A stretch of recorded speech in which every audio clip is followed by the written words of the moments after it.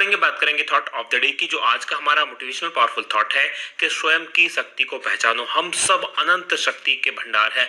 हमारे सब के अंदर इतनी शक्ति है कि दुनिया का कोई भी काम हम कर सकते हैं, दुनिया की हर वो चीज हम प्राप्त कर सकते हैं जो हम प्राप्त करना चाहते हैं। बस हमें खुद की शक्ति को ही भर पहचानना पड़ेगा और अपनी उस पहचानी हुई शक्ति को सही काम में, सही दिशा में, सही तरीके से लगाना होगा। और फिर दुनिया की ऐसी कोई भी ताकत नहीं जो हमें उस काम को करने से रोक पाए। तो खुद से मिलिए, खुद के लिए समय निकालिए और खुद की शक्ति को पहचानिए। इसी थॉट के साथ आगे बढ़ेंगे, बात करेंगे क्विक रिवीजन कल के पढ़े गए करंट अफेयर के प्रश्नों का। पहला प्रश्न है कि 2020 का रसायन का नोबेल पुरस्कार किन्हें प्रदान किया जाएगा, और ये दिया जाएगा इमैनुअल कारपेंटियर और जेनिफर ए डोडना को।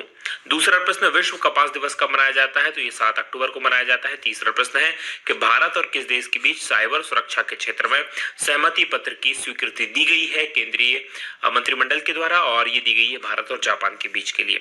चौथा प्रश्न है कि त्वरित कार्यबल यानी कि RAF ने कब 28वां स्थापना दिवस अपना मनाया, और ये 7 अक्टूबर को मनाया। वहीं पांचवा प्रश्न है कि नागर और विमानन सुरक्षा ब्यूरो के नए महानिदेशक कौन बनाए गए हैं, और ये बनाए गए हैं MA गणपति।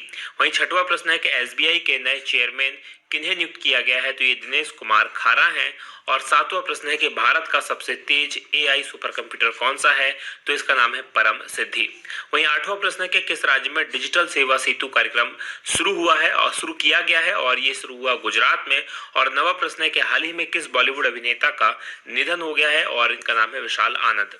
10वां प्रश्न है कि T20 में 9000 रन तक पहुंचने वाले पहले भारतीय कौन बने हैं, और ये बने हैं विराट कोहली।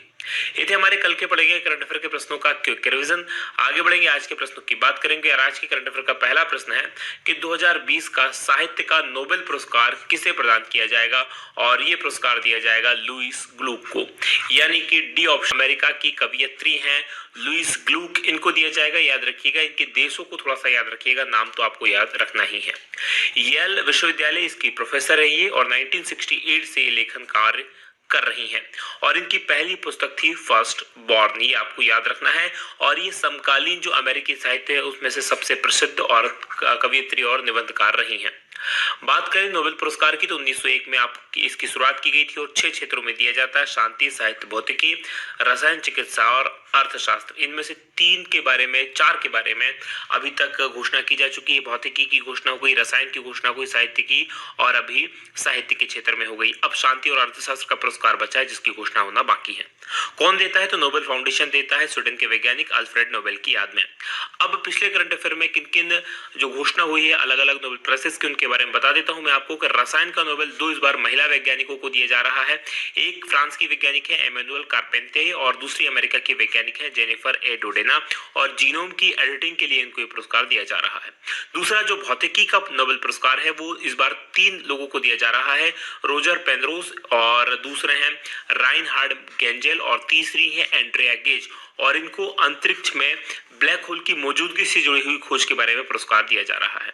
वहीं तीसरा जो पुरस्कार की जिसकी घोषणा हुई है चिकित्सा के लिए, ये हेपेटाइटिस C वायरस की खोज के लिए अमेरिका के हार्वे जे अल्टर, चार्ल्स एम राइस और ब्रिटेन के माइकल ह्यूटन को दिया जा रहा है।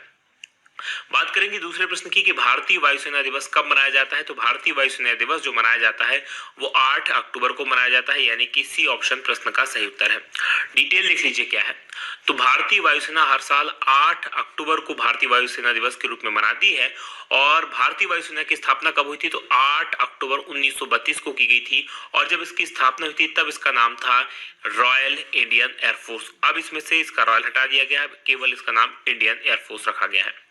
इस बार की बात करें तो वायुसेना दिवस के अवसर पर गाजियाबाद में जो हिंडन एयरफोर्स है वहां पर एक परेड का आयोजन किया गया, और इस परेड में और वहां जो प्रदर्शन हुआ इन सब में भारतीय वायुसेना में शामिल राफेल लड़ाकू विमान ने अपना प्रदर्शन दिया। इसके अलावा तेजस वगैरह और जो विमान है उन्होंने भी प्रदर्शन दिया। बाद वायुसेना की करें तो 8 अक्टूबर 1932 को स्थापना हुई थी। इसका आदर्श वाक्य याद रखिएगा, नभः स्पृशम दीप्तम, और वायुसेना प्रमुख वर्तमान में है air chief marshal RKS Bhadauria. आगे बढ़ेंगे, बात तीसरे प्रश्न की होगी कि किस देश में विशार खसावने को नए प्रधानमंत्री के रूप में नियुक्त किया गया है, और ये नियुक्त किए गए हैं जॉर्डन में, यानी कि A ऑप्शन प्रश्न का सही उत्तर है। डिटेल लिख लीजिए क्या है, तो जॉर्डन के राजा हैं अब्दुल्ला द्वितीय और इन्होंने विशार खसावने को देश के नए प्रधानमंत्री के रूप में नियुक्त किया है। और ये जो है वर्तमान में अभी जो थे राजा की नीति और मीडिया सलाहकार के रूप में काम कर रहे थे। इससे पहले जो वहां के प्रधानमंत्री थे उमर रजाज, उन्होंने इस्तीफा दे दिया था जिसको राजा ने स्वीकार किया था। बात करें हम जॉर्डन की तो यहाँ की राजधानी अम्मान है। प्रधानमंत्री विशार खसावने बन गए हैं और मुद्रा यहाँ की जॉर्डेनियन दिनार है। मैप में मैं आपको अब जॉर्डन लिए चलता हूँ। जैसा कि आप स्क्रीन पर देख पा रहे हैं ये हमारा भारत है और हमारे भारत से अगर आपको जॉर्डन जाना है तो मूव करना पड़ेगा आपको पश्चिम में। भारत के पश्चिम में जाएंगे पाकिस्तान, ईरान और इसके बाद इराक को क्रॉस करने के बाद में यहाँ पर आपको ये जो येलो कलर का देश दिखाई दे रहा है यही जॉर्डन है। यहाँ पर आप देख पा रहे हैं जॉर्डन, इसकी राजधानी क्या है, कहाँ पर है, तो इसकी राजधानी ये अम्मान है। अब आसपास कौन कौन से देश है तो इस तरफ देखेंगे तो नीचे की तरफ रेड कलर का जो देश है ये सऊदी अरेबिया है। इस तरफ ये ग्रीन कलर का जो देश दिखाई दे रहा है आपको ये इराक है।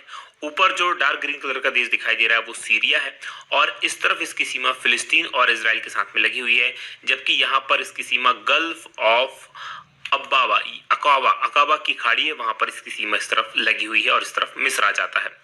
आगे बढ़ेंगे, बात करेंगे अगले प्रश्न की। अगला प्रश्न आपके सामने आया उससे पहले जो पिछले करंट अफेयर में मैंने आपको प्रधानमंत्री को नियुक्ति हुई है उनके बारे में बताया था। 2 अक्टूबर को बताया था कि बेल्जियम के निवर्तमान वित्त मंत्री और उप प्रधानमंत्री अलेक्जेंडर डी कुर्कु को वहां का प्रधानमंत्री बनाया गया है। मोख्तर ओने जो है ये माली के नए प्रधानमंत्री बने हैं। माली एक अफ्रीकन कंट्री है। सोमालिया ये भी एक अफ्रीकन कंट्री है और यहाँ के जो राष्ट्रपति हैं मोहम्मद अब्दुल्लाही, उन्होंने मोहम्मद हुसैन रूबल को नया प्रधानमंत्री बनाया है।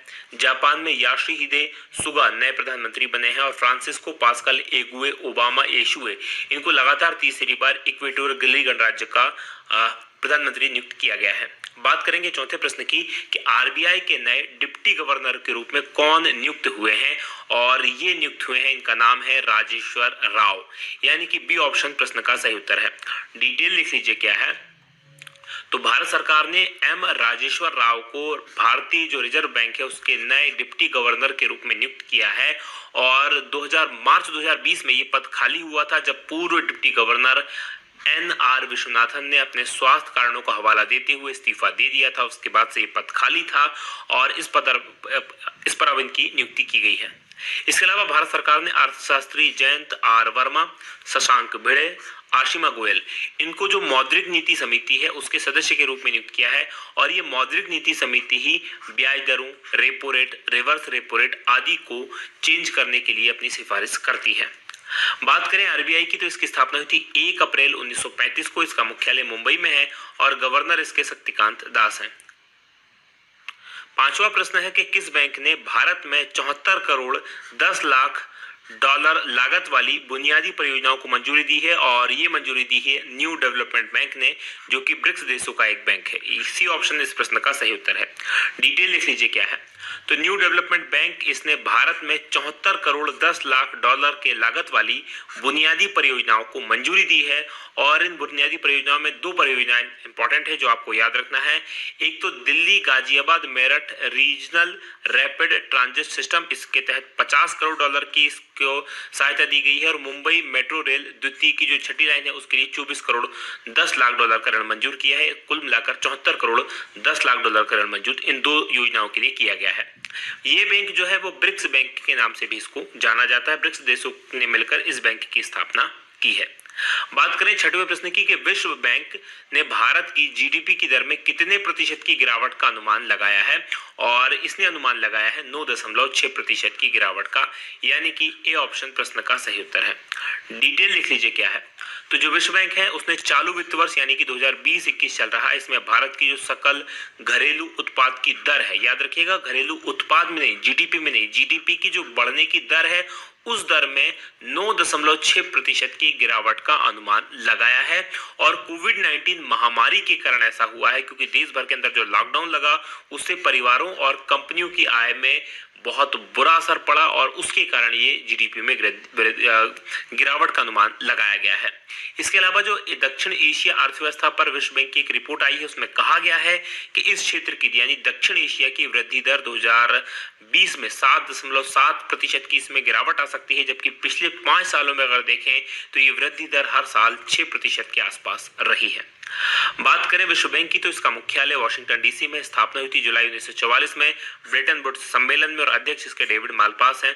वहीं एमडी और मुख्य वित्तीय अधिकारी अंशुला कांत हैं। आगे बढ़ेंगे, बात पिछले करंट अफेयर में की करें जिसमें दूसरे और संस्थानों में भारत की जो जीडीपी की वृद्धि दर है उसमें कभी का अनुमान लगाया है। तो सबसे पहले मूडीज की बात करें तो इसने 11.5% की गिरावट का अनुमान लगाया है। वहीं फिच की बात करें तो इसने 10.5% की गिरावट का अनुमान लगाया है। इसके अलावा क्रिसिल की बात करें तो इसने 9% की गिरावट का अनुमान लगाया है और इंडिया रेटिंग्स ने 11.8% की गिरावट का अनुमान लगाया है। बात 7वें प्रश्न की होगी कि भारतीय कपास के किस नाम से पहले ब्रांड और लोगों का लोकार्पण किया गया है, और ये लोकार्पण किया गया कस्तूरी नाम से, भारत के ब्रांड का कस्तूरी कॉटन इंडिया के नाम से, यानी कि ए ऑप्शन प्रश्न का सही उत्तर है। डिटेल लिख लीजिए क्या है।